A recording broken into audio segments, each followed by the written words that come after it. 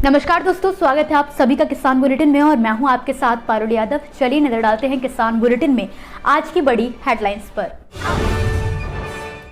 किसान के बेटे ने बनाया इलेक्ट्रिक सेल्फ ड्राइविंग ट्रैक्टर, खेती के सारे काम आसानी से कर सकेंगे किसान। नैनो डीएपी को जल्द लॉन्च करने जा रहा है इफ्को। लागत से लेकर सब्सिडी तक किसानों को होंगे कई फायदे। फसलों पर पाले से छुटकारा पाने के लिए अपनाएं ये तरीका, कृषि वैज्ञानिकों ने दिए सलाह। देखिए ग्रीन टीवी यूट्यूब पर भी, बस सब्सक्राइब करें और बेल आइकन दबाएं। कृषि के विकास में कृषि यंत्रों का अहम योगदान है, जिसे समझते हुए हाल ही में महाराष्ट्र के रहने वाले एक किसान के बेटे ने भारत का पहला ऑटोमेटिक इलेक्ट्रिक ट्रैक्टर बनाकर मिसाल पेश की है। हम बात कर रहे हैं मुंबई के रहने वाले कौस्तुभ ढूंढे की, जिनके न केवल पिता बल्कि दादाजी भी एक किसान रह चुके हैं। यही वजह थी कि बड़े होते होते कौस्तुभ ने किसानी की एक बड़ी समस्या को काफी गहराई से समझा और न सिर्फ समझा बल्कि इसका समाधान भी करना चाहा। दरअसल खेतों में घंटों ट्रैक्टर चलाने से किसानों की रीढ़ की हड्डी पर बहुत बुरा असर पड़ता है। वो 5 से 6 सालों से ज्यादा ट्रैक्टर नहीं चला सकते। इसी समस्या को खत्म करने के लिए इलेक्ट्रॉनिक्स इंजीनियर कौस्तुभ ने ऑटोमेटिक इलेक्ट्रिक ट्रैक्टर बनाने का फैसला किया और साल 2016 में ऑटो नेक्स्ट ऑटोमेशन नाम से अपने स्टार्टअप की शुरुआत की। यहाँ उन्होंने एआई के जरिए एक ऐसा ट्रैक्टर बनाया जो इलेक्ट्रिक है और इसे किसी ड्राइवर की भी जरूरत नहीं है। सिर्फ एक फोन ऐप के जरिए किसान इस ट्रैक्टर को ऑपरेट कर सकते हैं। ये जुताई, कटाई, ढुलाई, स्प्रेइंग जैसे कई खेती के काम कर सकता है। खास बात यह है कि अब कौस्तुभ और उनकी टीम इस ट्रैक्टर को बाजार में लाने के लिए तैयार है। अगर आपको इस ट्रैक्टर के बारे में और अधिक जानकारी चाहिए तो आप www.autonext.in पर विजिट कर सकते हैं। देश भर में नैनो यूरिया लिक्विड का दबदबा बना चुकी सहकारी संस्था इफ्को जल्द ही बाजार में नैनो डीएपी फर्टिलाइजर उतारने की तैयारी कर रही है। ये एक ऐसा कदम है जिससे न केवल भारत को विदेशी मुद्रा की बचत होगी बल्कि किसानों को भी इसका सीधा लाभ मिल सकेगा। ये नैनो डीएपी किसानों के लिए खेती को काफी आसान बनाएगा तो वहीं लागत को भी कम करेगा। मीडिया रिपोर्ट्स की माने तो फिलहाल इफ्को का लक्ष्य 600 रुपए में आधा लीटर नैनो डीएपी उर्वरक को बाजार में उतारने का है। इफ्को के प्रबंध निदेशक यूएस अवस्थी ने डिजिटल मीडिया मंच रूरल वॉइस द्वारा आयोजित किए गए कृषि सम्मेलन को संबोधित करते हुए कहा है कि IFFCO nano potash, nano zinc और नैनो कॉपर उर्वरक भी लाने की योजना बना रही है। उन्होंने कहा कि इफ्को ने अब तक नैनो यूरिया की 5 करोड़ बोतलों का उत्पादन किया है, जिनमें से 4.85 करोड़ बोतलें बेची जा चुकी हैं। उन्होंने इस बात पर भी जोर डाला कि नैनो यूरिया की कीमत पारंपरिक यूरिया से कम है और ये ज्यादा प्रभावी और सुविधाजनक भी है।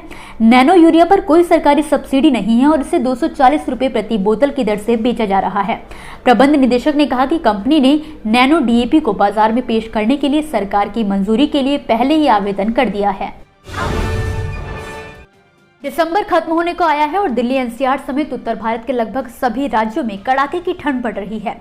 इस ठंड का असर लोगों के साथ साथ फसलों पर भी पड़ता नजर आने लगा है, जिसे देखते हुए कृषि विशेषज्ञों ने शीत लहर से फसलों के बचाव के लिए कई तरह के सुझाव भी दिए हैं। पंजाब कृषि विश्वविद्यालय के विशेषज्ञों ने सर्दियों की सब्जियों को पाले से होने वाले नुकसान से बचाने के लिए सब्जी उत्पादकों को सलाह दी है। पीयू के कुलपति डॉक्टर सतबीर सिंह गोसाल के अनुसार पाला गिरना एक अजैविक कारक है। इससे सब्जी उत्पादन पर नकारात्मक प्रभाव पड़ता है। उन्होंने दावा किया है कि गर्मी में उगाई जाने वाली सब्जी जैसे कि ककड़ी, टमाटर, मिर्च और बैगन के साथ साथ आलू पर भी पाले का प्रभाव पड़ता है। ऐसे में प्लास्टिक मल्च के उपयोग से फसल उत्पादन पर कई सकारात्मक प्रभाव देखने को मिलते हैं। उन्होंने कहा कि पाले से होने वाले नुकसान को रोकने के लिए प्लांट कवर एक बेहतरीन उपकरण है। ये रात में हवा में संवहन संबंधी गर्मी के नुकसान को कम करता है। वहीं डॉक्टर कुलबीर की माने तो उत्पादकों ने लो टनल तकनीक को प्राथमिकता देनी चाहिए। ये पौधों की पंक्तियों को घेरने के लिए उनके चारों ओर हवा को गर्म करने के लिए उपयोग किए जाते हैं। दोस्तों, ये थी वो खबरें जिन्हें हमने आप तक विस्तार से पहुंचाया, लेकिन अब हम बात करेंगे कुछ ऐसी खबरों की जिनके बारे में भी आपके पास जानकारी होना बेहद जरूरी है। तो चलिए फटाफट से एक नजर डालते हैं खेती, किसानी और कृषि क्षेत्र से जुड़ी आज की छोटी बड़ी अपडेट्स पर।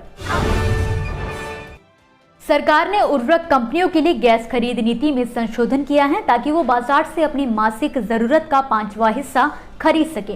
खास बात यह है कि संशोधन के साथ अब उर्वरक कंपनियों को भी अपनी आपूर्ति का 40% टेक और पे नियम के तहत खरीदना होगा, जबकि इस तरह की कोई गारंटीकृत उठाव मौजूदा नॉर्म्स का हिस्सा नहीं है। बिहार सरकार कृषि का रोड मैप तैयार कर उसके अनुसार योजनाओं का क्रियान्वयन राज्य में करती रही है। राज्य में अभी तीसरा कृषि रोड मैप चल रहा है जो जल्द ही समाप्त होने वाला है।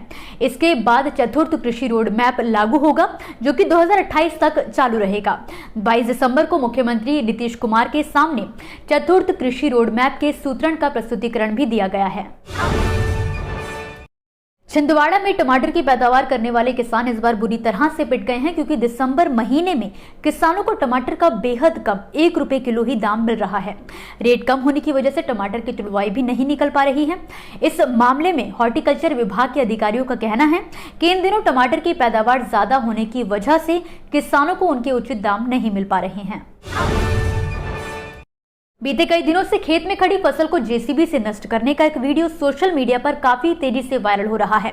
ये वीडियो मध्य प्रदेश के निवाड़ी जिले के पृथ्वीपुर तहसील का है, जहां पर कुछ लोगों ने खेत में खड़ी फसलों को नष्ट कर दिया। पीड़ित किसान अखिलेश प्रजापति ने मध्य प्रदेश पावर ट्रांसमिशन जबलपुर के कर्मचारियों पर फसल नष्ट करने का आरोप लगाया है। उत्तर प्रदेश के मुख्यमंत्री योगी आदित्यनाथ ने शुक्रवार को इंदिरा गांधी प्रतिष्ठान में किसान सम्मान दिवस के मौके पर किसान उत्पादक संगठनों के उत्पादों की प्रदर्शनी की शुरुआत करने के बाद किसानों को सम्मान और पुरस्कार वितरण समारोह के दौरान संबोधित करते हुए कहा है कि यदि हमें राज्य को देश की अर्थव्यवस्था के वृद्धि के इंजन के रूप में आगे बढ़ाना है तो कृषि वृद्धि दर को वर्तमान की तुलना में 2 गुना करना होगा। इसी के साथ आज के किसान बुलेटिन की बड़ी खबरों में फिलहाल के लिए बस इतना ही। आप मुझे दीजिए इजाजत और देखते रहिए ग्रीन टीवी। नमस्कार। देखिए ग्रीन टीवी यूट्यूब पर भी, बस सब्सक्राइब करें और बेल आइकन दबाएं।